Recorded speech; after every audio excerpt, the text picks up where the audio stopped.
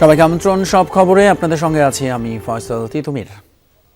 সুষ্ঠু ভোট আয়োজনে কোনো ছাড় দেবে না সশস্ত্র বাহিনী। 12 ফেব্রুয়ারি সাধারণ মানুষ যেন নির্ভয়ে এবং স্বচ্ছন্দে ভোট কেন্দ্রে যেতে পারে, সেজন্য সার্বক্ষণিক টহল থাকবে, এমনটা জানিয়েছেন সামরিক অপারেশনস পরিদপ্তরের পরিচালক ব্রিগেডিয়ার জেনারেল দেওয়ান মোহাম্মদ মঞ্জুর হোসেন।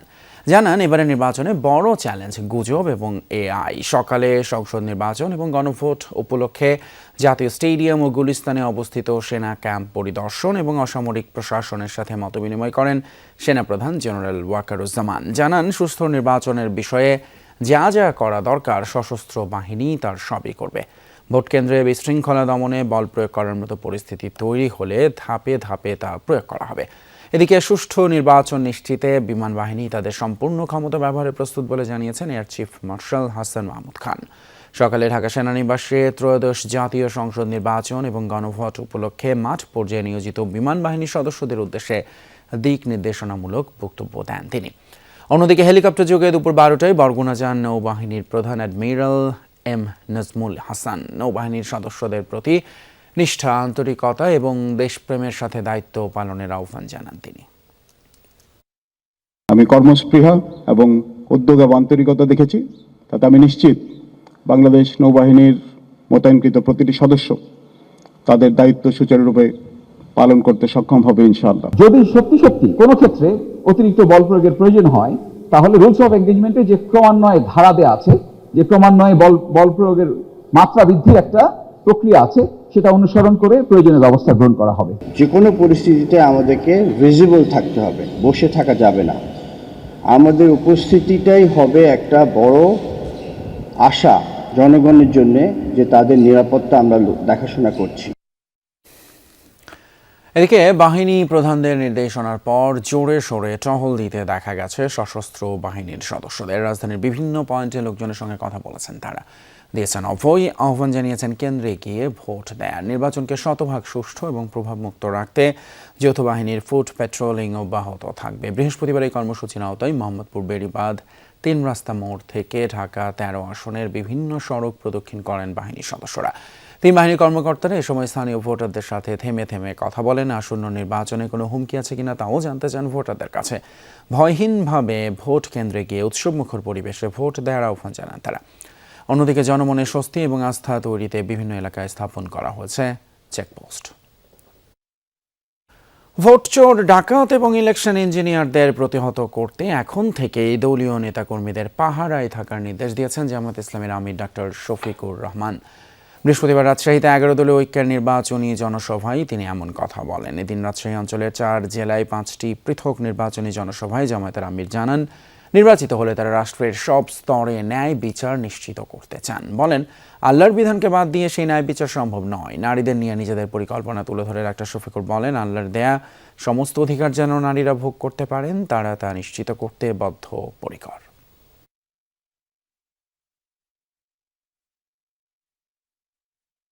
আমার মা, আমার স্ত্রী, আমার বোন, আমার মেয়ে, তারা পাবে নিরাপত্তা এবং মর্যাদা। আল্লাহর দেওয়া সমস্ত অধিকার তারা এখানে নিঃসংকোচে ভোগ করবে। এখনো যারা লোভ সামলাইতে পারেনি, সেই বিড়ালের হাতে গুস্ত পাহারা দেওয়ার দায়িত্ব দিবেন। রাজনীতিতে প্রতিপক্ষের সমালোচনা করার আগে নিজেদের অবস্থান সম্পর্কে ধারণা থাকা উচিত। ঠাকুরগাঁওয়ে নির্বাচনী পথসভায় এমনটা বলেছেন বিএনপির মহাসচিব মির্জা ফখরুল ইসলাম আলমগীর। সারা দেশে ধানের শীষের পক্ষে জোরে সোরে প্রচারণা চালাচ্ছেন অন্যান্য প্রার্থীরাও। ভোটারদের দাঁড়ে গিয়ে দিচ্ছেন নানান প্রতিশ্রুতি। ঠাকুরগাঁওয়ের ফাড়াবাড়ি উচ্চ বিদ্যালয় মাঠে নির্বাচনী পথসভায় অংশ নেন বিএনপির মহাসচিব মির্জা ফখরুল ইসলাম আলমগীর। তিনি বলেন, রাজনীতিতে প্রতিপক্ষের সমালোচনা করার আগে নিজের অবস্থান সম্পর্কে ধারণা থাকা উচিত। ক্ষমতায় গেলে বেকারদের কর্মস্থানে বিশেষ গুরুত্ব দেওয়ার কথা বলেন তিনি। আমরা একটা সুনামের সঙ্গে, সততার সঙ্গে রাজনীতি করি। আমরা রাজনীতি করে ব্যবসা করি না, রাজনীতি করে আমরা সম্পদ করি না।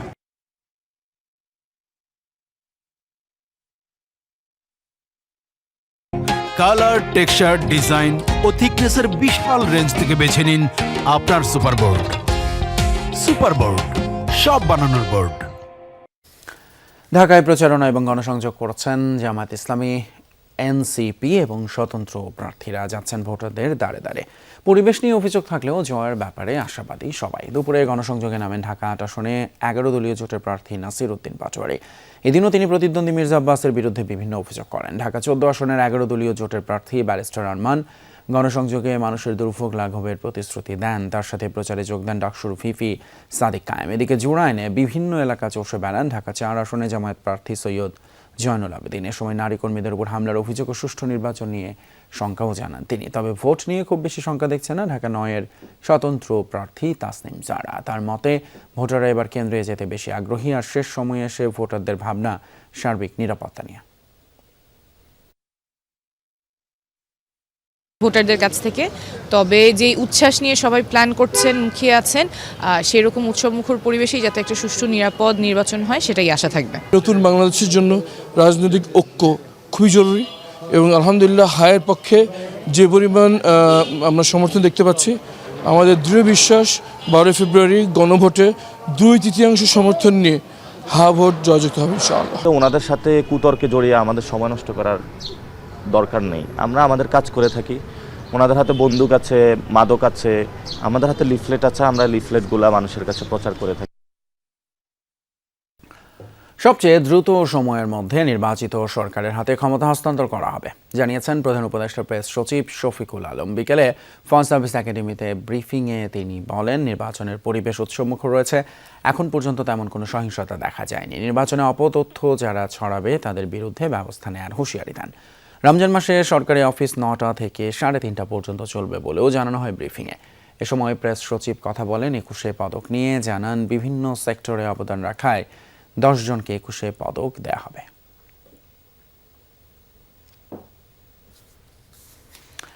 এদিকে ভোটের পর দ্রুততম সময়ের মধ্যে এমপিদের শপথ পড়ানো হবে। এক্ষেত্রে প্রধান উপদেষ্টার পরামর্শক্রমে রাষ্ট্রপতি মনোনীত ব্যক্তি নবনির্বাচিত সংসদ সদস্যদের শপথ পড়াবেন, এমনটাই জানিয়েছেন আইন উপদেষ্টা আসিফ নজরুল। শপথ পড়াতে পারবেন প্রধান বিচারপতিও। প্রথম 3 দিনের মধ্যেই শপথ পড়ানো না হলে সিইসি শপথ পড়াতে পারবেন বলে জানিয়েছেন ইসি। এদিকে সিইসির সাথে এক বৈঠক শেষে ইইউ জানিয়েছে দেশের আইনশৃঙ্খলা পরিস্থিতি ভালো দেখতে চায় তারা। বৈঠকের সাথে ব্রিফ করেন ইসির সিনিয়র সচিব আক্তার আহমেদ। আসন্ন নির্বাচনে সবচেয়ে বড় চ্যালেঞ্জ অপতথ্য বলে জানান তিনি। এর আগে বিএনসিসি মোতায়েন না করার সিদ্ধান্ত নেওয়া হলেও ব্রিফিংয়ে সচিব জানান এবার নির্বাচনে বিএনসিসি থাকছে।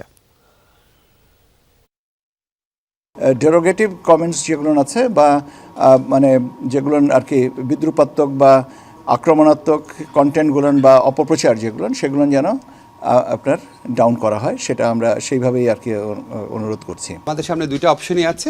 একটা হচ্ছে রাষ্ট্রপতি কর্তৃক মনোনীত কোনো ব্যক্তি শপথ গ্রহণ করাতে পারেন। ফর এক্সাম্পল, যেমন হয়তো আমাদের প্রধান বিচারপতি হতে পারেন।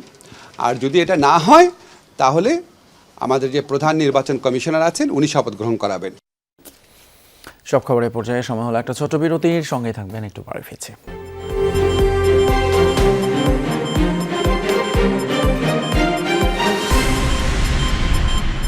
আশুলিয়ায় লাশ পোড়ানোর মামলায় সাবেক এমপি সাইফুল ইসলাম সহ 6 জনকে মৃত্যুদণ্ড দিয়েছেন ট্রাইব্যুনাল। এছাড়া 7 জনকে যাবজ্জীবন এবং 2 জনকে দেওয়া হয়েছে 7 বছরের জেল। খালাস দেওয়া হয়েছে রাজসাক্ষী হওয়া আফজালুলকে। রায়ের পর আদালতে কান্নায় ভেঙে পড়ে আসামিরা। রায়ের পর প্রসিকিউশন বলেন, হিটলারের নাৎসি বাহিনীর চালানো হত্যাযজ্ঞের মতোই নৃশংস ছিল আশুলিয়ায় লাশ পোড়ানোর ঘটনা। তাদের বক্তব্যে রায়ের মাধ্যমে দৃষ্টান্ত স্থাপিত হয়েছে। ফাঁসির রায়ে ক্ষুব্ধ গ্রেপ্তার থাকা দণ্ডিত আসামি, তাদের পরিবার ও আইনজীবীরা। রায়ের বিরুদ্ধে আপিলে যাবেন তারা। মামলায় মৃত্যুদণ্ডপ্রাপ্ত আসামি সাইফুল ইসলামের সব সম্পত্তি বাজেয়াপ্ত করে ভুক্তভোগী শহীদ পরিবারকে দিতে সরকারকে নির্দেশ দিয়েছেন ট্রাইব্যুনাল। এছাড়া বাকি আসামিদেরও অর্থদণ্ড করা হয়েছে। 8 আসামি পলাতক থাকায় আপাতত তাদের আপিলের সুযোগ থাকছে না। আগামী 3 থেকে 4 দিনের মধ্যেই শক্তিশালী মানবাধিকার কমিশন গঠন করা হচ্ছে বলে জানিয়েছেন আইন উপদেষ্টা আসিফ নজরুল। গুমের শিকার ব্যক্তির পরিবার ও ফেরত আসাদের নিয়ে লবিং মিটিংয়ে টেলিফোনে যোগ দিয়ে সিদ্ধান্ত জানান উপদেষ্টা। বৃহস্পতিবার বিকেলে রাজধানী ধানমন্ডির Bangladesh institute of law and international affairs অডিটোরিয়ামে সভা হয়। সেখানে উপদেষ্টা আসিফ নজরুল বলেন, গুম সহ যে কোনো মানবাধিকার লঙ্ঘনের জন্য জাতীয় মানবাধিকার কমিশনকে দায়িত্ব দেওয়া হয়েছে। মামলা তদন্ত করার ক্ষমতাও কমিশনকে দেওয়া হয়েছে। গুম কমিশনের রিপোর্টের ভিত্তিতে এর মধ্যে বিচার শুরু হয়েছে। 120 দিনের মধ্যে বিচার নিশ্চিত করার কথাও বলেন তিনি। অনুষ্ঠানে এলজিআরডি এবং গৃহায়ণ উপদেষ্টা আদিলুর রহমান খান বলেন, দক্ষিণ এশিয়ার মধ্যে বাংলাদেশে গুমের বিচার হচ্ছে, এটা আশার আলো। তিনি মানবাধিকার কমিশনের অধীনে গুমের শিকার পরিবারের জন্য ট্রাস্ট ফান্ড গঠনের উপর জোর দেন।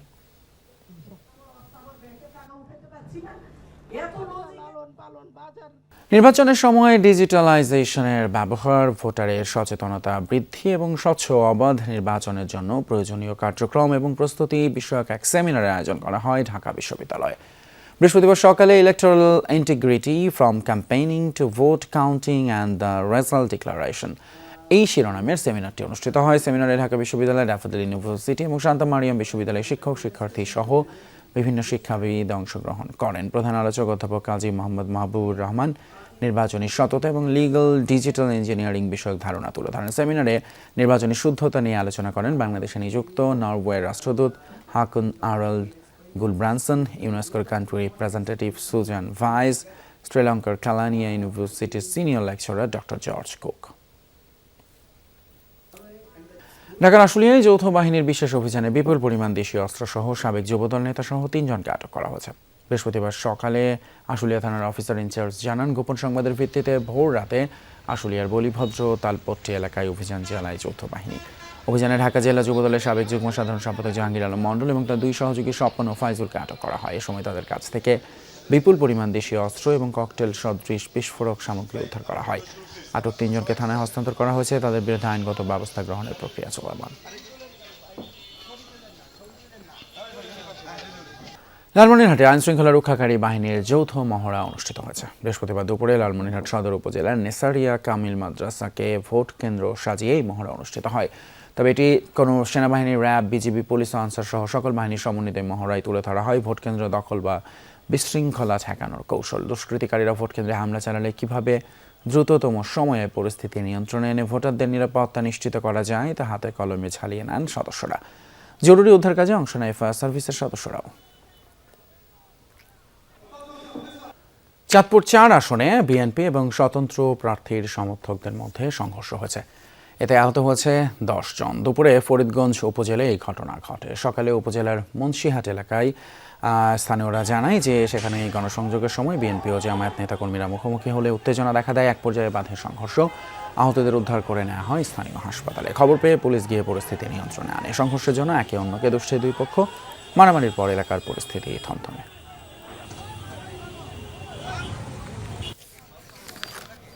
ঝিনাইদহ 4 আসনে স্বতন্ত্র প্রার্থী সাইফুল ইসলাম ফিরোজের নির্বাচনী অফিসে হামলা ভাঙচুর করা হয়েছে। স্থানীয়রা জানায় রাত 8টার দিকে 4টি মোটরসাইকেলে 8 জন এসে নিশ্চিন্তপুর এলাকায় ফিরোজের নির্বাচনী অফিসে হামলা চালায়। এই সময় অফিসের টেবিল, চেয়ার এবং 3টি মোটরসাইকেল ভাঙচুর করা হয়। অফিসের মধ্যে একটি ককটেলও বিস্ফোরণ করা হয়, কিন্তু ককটেল নিক্ষেপ করা হয় কিন্তু সেটি অবিস্ফোরিত থাকে। পরে পুলিশ এসে ককটেলটি উদ্ধার করে।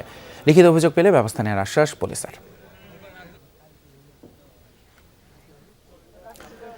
এছাড়া যশোরের চৌগাছায় এবং ঝিকরগাছায় জামায়াত ইসলামের কর্মীদের উপর হামলার অভিযোগ উঠেছে। জামায়াত কর্মীদের অভিযোগ, বৃহস্পতিবার সন্ধ্যায় চৌগাছার হাজিপুর গ্রামের প্রচারণার সময় তাদের উপর হামলা করা হয়। আহত হন নারী ও শিশুসহ একাধিক ব্যক্তি। এই ঘটনায় 8 নম্বর হাকিমপুর ইউনিয়ন বিএনপির সেক্রেটারিকে 5,000 টাকা জরিমানা করেছে উপজেলা প্রশাসন। এদিকে ঝিকরগাছা উপজেলার দেউলি এলাকায় ভোট চাইতে গেলে বাধার মুখে পড়েন জামায়াতের নারী কর্মীরা। এই সময় পুরুষ কর্মীরা এগিয়ে বাধাদানকারীদের সঙ্গে বাগবিতণ্ডা এবং হাতাহাতি বাধে। ওসমান হাদী হত্যার বিচারের দাবিতে প্রধান উপদেষ্টার বাসভবন যমুনার সামনে অবস্থান নিয়ে বিক্ষোভ করছেন হাদীর স্ত্রী এবং ইনকিলাব মঞ্চের সদস্যরা। এই মুহূর্তে সেখানে ব্রিফিং করছেন ইনকিলাব মঞ্চের সদস্য সচিব আব্দুল্লাহ আল জাবের। আমরা সরাসরি যাচ্ছি সেখানে। নির্দিষ্ট একটা দাবি নিয়ে এখানে এসে উপস্থিত হয়েছি, তখন এই হারামির বাচ্চাগুলা বলে আমরা নাকি একটা নির্বাচন বানচাল করবার জন্য রাস্তায় নেমে এসেছি। প্রিয় ভাইয়েরা একটা কথা বলি, ওরা যদি এই ধরনের কথা বারংবার বলে যায় এবং ওদের নেতারা যদি ওদের মুখের লাগাম টেনে না ধরে, তাহলে প্রথমত হচ্ছে আমরা মনে করব এই খুনের পিছনে ওদের নেতাদের হাত রয়েছে। কারণ নয়তো শহীদ ওসমান হাদীর গুলিবিদ্ধ হওয়ার পর থেকে যাতে এইটার বিচার না হয় তার কারণে জনে জনে আমাদেরকে বাধা দিচ্ছে। প্রিয় ভাইয়েরা, ওদের নেতারা যদি ওদের মুখের লাগাম টেনে না ধরে, তাহলে আমরা ওদের জিহ্বা টেনে ছেড়ে দেব। ওরা যদি মনে করে যে বাংলাদেশের ওরা রাষ্ট্র ক্ষমতায় চলে গিয়েছে, 12 তারিখ এই দেশের জনগণ বুঝিয়ে দেবে রাষ্ট্র ক্ষমতায় কারা আসবে। ইনসাফের পক্ষে, আজাদির পক্ষে, শহীদ ওসমান হাদির হত্যার সুষ্ঠু বিচারের পক্ষে যারা দাঁড়াবে আমরা তাদেরকেই ভোট দেব। এর বাইরে কোন ছাত্রীদেরকে আমরা ভোট দিয়ে ক্ষমতা। প্রিয় ভাইয়েরা, নির্বাচন 12 তারিখই হইতে হবে, নির্বাচন 12 তারিখই হইতে হবে। কিন্তু নির্বাচন যে 12 তারিখ হবে, সেই নির্বাচনকে আমরা করব না রাষ্ট্র করবে এই নির্বাচনের ব্যবস্থা? তার মানে কি নির্বাচনের জন্য আমি আমার ভাই হত্যার বিচার চাইতে পারবো না? শহীদ ওসমান হাদির স্ত্রী তার স্বামীর বিচার চাইতে পারবে না হত্যার? তার দুধের শিশু এখন এইখানে এসে বসে আছে যমুনার ভিতরে, সে তার বাবা হত্যার বিচার চাইতে পারবে না? ওসমান হাদি হত্যার বিচারের দাবিতে এই মুহূর্তে বিক্ষোভ, এবং সেখানে কথা বলছিলেন ইনকিলাব মঞ্চের মুখপাত্র। দরজায় কড়া নাড়ছে ত্রয়োদশ জাতীয় সংসদ নির্বাচন। প্রচারণায় দিন রাত ব্যস্ত সময় পার করছেন প্রার্থী এবং কর্মী সমর্থকরা। গাজীপুরে 1 আসনে প্রচারণায় ব্যস্ত সময় পার করছেন বিএনপির মনোনীত প্রার্থী মুজিবুর রহমান এবং তার নেতাকর্মীরা দিনভর ভোটারদের কাছে গিয়ে ভোট কামনা করছেন। তারা পথসভা, লিফলেট বিতরণ সহ নানাভাবে দিচ্ছেন নানা উন্নয়ন প্রতিশ্রুতি। যোগ দেন বিভিন্ন স্কুল এবং কলেজের অনুষ্ঠানে। এ সময় তিনি নারী শ্রমিকদের জন্য তার দলের নেয়া নানা উদ্যোগ তুলে ধরেন।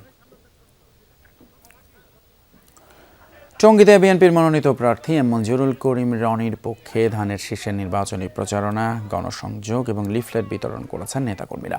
বৃহস্পতিবার বিকেলে টঙ্গী বাটা গেট থেকে শুরু করে টঙ্গী বাজার পর্যন্ত নির্বাচনী প্রচারণা করেন পূর্ব থানা মহিলা দলের নেত্রী মৌ সরকার। এ সময় দলের নেতাকর্মীরা বলেন, তারেক রহমান প্রধানমন্ত্রী হলে দেশের সকল অসহায় মা বোনদের জন্য ফ্যামিলি কার্ড করে দেওয়া হবে। নারায়ণগঞ্জে 1 আসনে বৃহস্পতিবার দিনভর গণসংযোগ কর্মসূচি পালন করেছেন ইসলামী আন্দোলনের প্রার্থী। এ সময় দলটির মনোনীত প্রার্থী মুফতি ইমদাদুল্লাহ হাশেমের নেতৃত্বে রূপগঞ্জ থানা, বিভিন্ন ইউনিয়ন ও পৌরসভা শাখার নেতাকর্মীরা গণসংযোগে অংশ নেয়। তিনি বলেন, ইসলামী আন্দোলন কারোর সঙ্গে জোটবদ্ধ নয়, তারা জনগণের সরাসরি সমর্থন নিয়ে নির্বাচনে অংশ নিচ্ছে। নির্বাচিত হলে রূপগঞ্জ থেকে চাঁদাবাজ, সন্ত্রাসী এবং মাদক কারবারিদের নির্মূল করার প্রত্যয় ব্যক্ত করেন তিনি।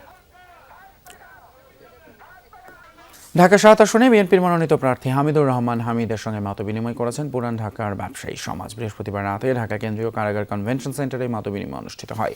এ সময় ব্যবসায়ীরা যানজট, জলাবদ্ধতা, চাঁদাবাজি সহ বিভিন্ন সমস্যার কথা তুলে ধরেন। তারা বলেন, দেশের অর্থনীতিতে পুরান ঢাকার ব্যবসায়ীরা গুরুত্বপূর্ণ ভূমিকা রাখলেও সব সময় বৈষম্যের শিকার হয়ে আসছে। নির্বাচিত হলে অগ্রাধিকার ভিত্তিতে এসব সমস্যা সমাধানের আহ্বান জানান। ঢাকা 7 আসনে বিএনপি প্রার্থী হামিদুর রহমান হামিদ নির্বাচিত হলে ব্যবসায়ীদের সকল সমস্যা পর্যায়ক্রমে সমাধানের প্রতিশ্রুতি দেন। বলেন, ব্যবসায়ীদের সাথে নিয়ে পুরান ঢাকার সমস্যা সমাধান করার চেষ্টা করা হবে। অনুষ্ঠানে সভাপতিত্ব করেন এফবিসিসিআই এর সাবেক সহসভাপতি মীর নিজাম উদ্দিন আহমেদ। যমুনা ফিউচার পার্কে শুরু হলো 3 দিন ব্যাপী উইনিং ডিলস মেলা। মেলায় যমুনা ফিউচার পার্কের 50টি ব্র্যান্ড তাদের সেরা এবং জনপ্রিয় পণ্য নিয়ে হাজির হয়েছে। সুলভ মূল্যে পণ্য সামগ্রী কিনতে ক্রেতারা জিতে যাচ্ছেন। এই থিমকে সামনে রেখে প্রতিটি ব্র্যান্ড দিচ্ছে আকর্ষণীয় ছাড় ও বিশেষ অফার। উচ্চবিত্ত থেকে সীমিত আয়ের মানুষ সবাই যেন সাধ্যের মধ্যেই পছন্দের পণ্য কিনতে পারেন, সেই লক্ষ্যে এই আয়োজন। মেলার উদ্বোধন করেন যমুনা গ্রুপের পরিচালক ডক্টর মোহাম্মদ আলমগীর আলম। মেলার সার্বিক ব্যবস্থাপনা ও সাফল্য কামনায় তিনি বলেন, ক্রেতাদের স্বাদ এবং সাধ্যের মেল বন্ধন হলো এই মেলা।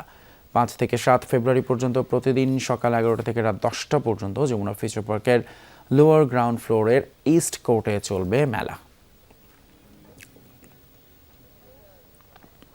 দর্শক, এই ছিল আমাদের সব খবরের এখনকার আয়োজন। এতক্ষণ সাথে থাকার জন্য ধন্যবাদ আপনাদের সবাই।